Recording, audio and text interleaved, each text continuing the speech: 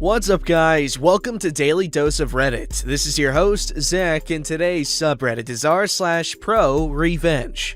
Alrighty, this story is called I Got Fired and Went After the Boss's Money, His Hotel, and His Marriage. Back when I was still in university, I used to work for a hotel to make ends meet. When I started, the hotel very urgently needed new personnel, so I cut a deal with the old owner about getting to choose and pick shifts, so I could visit my courses and exams. Speaking some extra foreign languages, I also got a nice little bonus each month on top. The old owner was a great guy. He owned multiple houses, so I rarely saw him. But when he was in the house, he always made a point to have drinks with the staff, chat with us, and if we were free, he even invited those of the front desk to fancy restaurants who were not on shift. Fast forward, I had worked in the hotel for a few years now and was nearing the completion of my studies, so it wouldn't have been an eternity until I had to quit anyway, as I was of course more interested to work in my field of study. As part of my deal with the old owner, I mostly chose to work night shifts, allowing me to visit my courses at university during the day. To make up for my privileges, I had picked up the habit of doing some extra work in the dead of night other shifts would normally have to do, when on contrast, I could have sat around and stared at the wall. People were grateful for the help in the beginning, and we became a rather tight-knit group. But over time, people rotated in and out. When the old owner retired and his butthole of a son took over the business as the new owner, I already feared the worst. The new owner didn't like me very much, and I never found out the exact reason for that one. I was, at that point, nearly the sole veteran left from when I started. Among the tasks I had taken on was doing light clerical tasks to ease the manager's job in the morning. For that, I generally had to use the manager's network account. One night while doing my lists, I logged into the manager's accounts and email to do my job. Then I saw an email with my name in the subject line. I know, it's not nice to snoop, but of course I read it. Turns out, the new owner wanted to get rid of me. I still had my old employee contract with the bonuses for foreign language abilities and was allowed by my contract to pick and choose shifts. I can only assume these privileges are what made the new owner hate me. No idea if he had other reasons, because to be honest, these seem very weak to me, but he couldn't fire me without cause. On top of that, I would be owed severance if fired, and generally, there were not enough bodies in the shift rotation without me. Though the new owner didn't seem to understand that point, as the emails told me. I looked for more emails concerning me and found them. There was an email chain between some of the employees, the manager, and the new owner. I was, of course, not CC'd as I was the hated topic. The employees didn't like me hogging the night shifts, because those paid better and for every night you worked, you got paid the night bonus. The manager was the only one rather neutral on the matter and just curbed their enthusiasm to get rid of me, as they needed me to be fully staffed. The new owner and my colleagues actively conspired to make a hostile work environment so I would quit of my own volition. I was furious. I thought about a variety of reactions, from egging their cars to burning down the hotel. But I settled on a less crazy method of revenge. I called my uncle at 2 a.m. asking for advice. My uncle is a lawyer, so for the sake of proof, I forwarded myself all the emails. I made photos, printed them out, made copies, and filmed the whole ordeal just to be sure. My uncle told me to sit tight and see if things got worse, or if it was just a bluster. And so I gave it a few days, and things did take a turn. Snide remarks about my looks, clothing, and so on were only the tip of the iceberg. Some of the colleagues were just as professional as before, but the conspirators always left extra work for me or pawned off the crap duties they normally had to do on me. I always kept a spare shirt and suit at work just to have a change, which suddenly disappeared. One guy even started to threaten me with violence, but I kept clenching my butt cheeks. I would not give them the satisfaction of saving on the severance or giving in.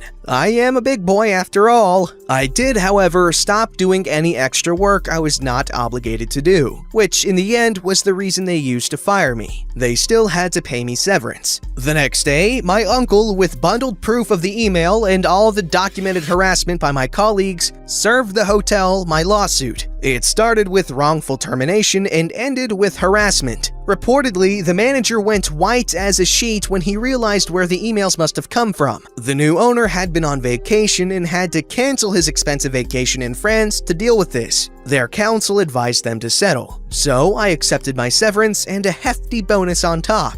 enough money to last me until the end of university without work. But that was not all my revenge. I had gone after the new owner's money, but in the next step, I went after the hotel. I had used all the spare time during night shifts alone to document every last violation of city, council, district, state, and federal law I could find. That went from minor things like some harmless mold under the kitchen sink to substantial violations like modifications to the building. The building was under a limited form of historical protection by federal law, on the ground of being built and inhabited by somewhat important historical figures a few hundred years back. So every renovation or change in floor plans needs to be signed off on by a committee, which can take ages. There is also a grant paid to the new owner by the government for keeping the building intact as it is. So with my uncle's help, I sent documentation of every violation I could find to the corresponding agency. In 1 month, everything from health, building code, fire safety to the finance and work police crawled over the hotel. In the end, it was the building and fire inspectors that shut the place down. The new owner had done substantial renovations to the top floor luxury apartments, which he used when he was in town.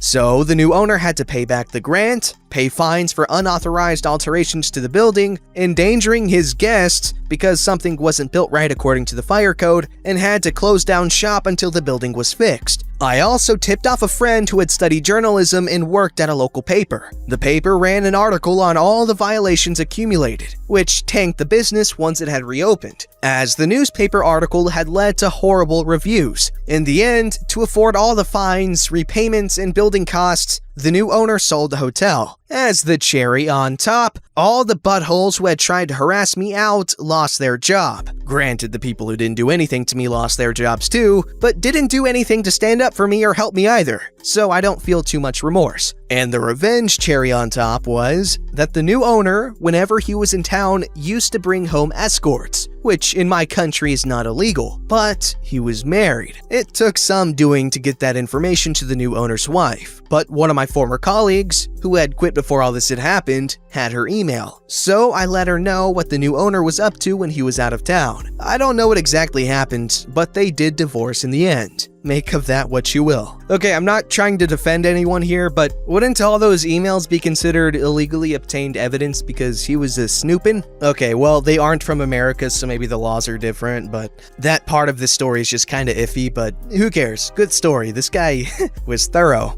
This story's called, "Don't Send Nudes on Your Company Phone. If you do, don't tell anyone about it. If you do, make sure you don't tell someone who doesn't like you. If you do, delete the nudes before you hand in your phone to the IT department." So I used to work for this man named Michael. Michael was a sycophantic yes man who had no real life skills required for our job, but faked it well for a few years. When I was hired, Michael was the regional manager. Though he was very friendly to me in the days leading up to me joining, he was apparently telling all of the employees that I was only hired to come in and clean house, that I was not to be trusted, and that everyone should go to only him for everything. It took me a few months for people to realize that I wasn't the monster he set me up to be, and that I was there to help. Once the employees knew I wasn't a bad guy, they came to me for everything. Michael did not like this. Skip forward a few years, there's been some pettiness and some clashing, but Michael and I are at a point where we can work together civilly and generally stay out of one another's way. Unbeknownst to me, Michael was very much not doing his job, and the company decided to hire someone to replace him,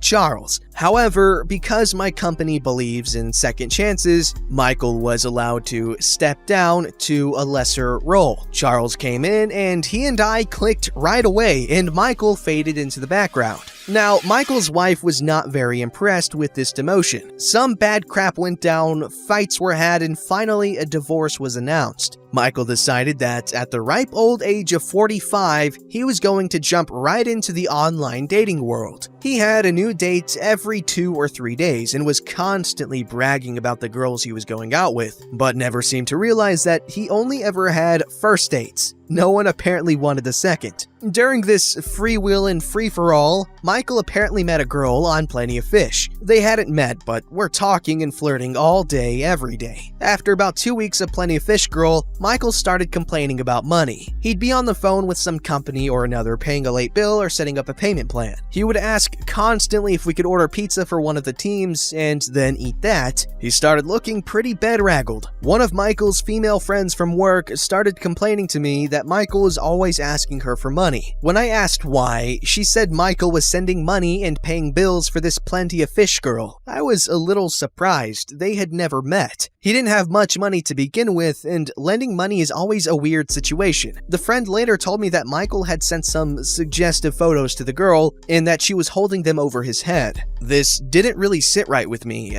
I mean, he's not married, he's not famous, he's not high-powered, so what could this girl ruin in his life? The only thing he has is this job. That's when it clicked. Plenty of Fish girl had to be someone from work. Around this time, I got a spam email telling me that the sender had explicit photos and videos of me, had been tracking my phone, knew what type of porn I watched, and had hacked into my camera to watch me while I watched it. Such videos and pictures do not exist, and I'm not a grubby teenager. If I'm gonna watch porn, I'm watching it on my TV and making a night out of it. The sender threatened to release the evidence if I didn't send $700 to some account they had. I knew right away that it was spam, so I gave my phone and computer to IT to make sure there were no viruses. After getting the all clear, I decided to have some fun. I went into Michael's office, which he shared with 2 other managers, and shut the door. I told them that I was really freaked out that someone was blackmailing me and didn't know what to do. I gave Michael my phone so he could read the email, and his face turned white. He looks up at me, eyes wide, and whispers, "Oh my God, you too?"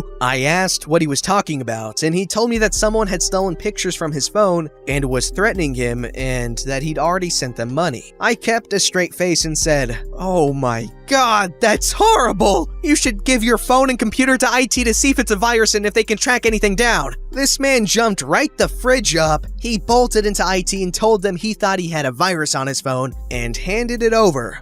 I about died. Over that weekend, we received an email asking us to bring in any company-issued phones or computers for an antivirus update. I didn't think much of it, made sure I had my stuff, and reported to work on Monday morning. When I went to turn in my stuff, my manager laughed and said it wasn't necessary. I asked why. Apparently, the email had been a ruse so that Michael would bring in his equipment. Y'all, when IT searched his company phone that day, he asked them if he had a virus. They found pictures, videos, you name it, of Michael. They looked at the texts and emails and realized it wasn't spam, and that the name on the email accounts he had sent money to was shockingly similar to the name of one of our employees. Michael had been finessed, catfished, bamboozled by an employee. He was fired that day for misuse of company equipment. If you hadn't tried to get me fired 3 years ago, Michael, I wouldn't have screwed you over with what I knew was spam, and you'd probably still have a job. Edit! I don't know who the employee was who was blackmailing him. I know it was female, and I know the person doesn't work here any longer, but that's it. I don't have enough clearance to know who it was. I do not condone blackmailing and absolutely think she should have been terminated. I just don't have details on her. Edit 2! Wow, the Men's Rights Brigade has found the comment section. Y'all, I am not Michael's boss, nor have I ever been Michael's boss. I had no power or control over whether the man got fired, nor was that my intention. My intention was to mess with him over a coincidental email I received. I left out the part where I approached the manager and told him that I thought Michael was being blackmailed and that I thought it might be from an employee. I gave as many details as I could, but since I had no evidence and Michael never approached the manager, they couldn't do anything about it. I don't like the guy, but I'm not rooting for him to be blackmailed, and I did what I could to try and fix that part,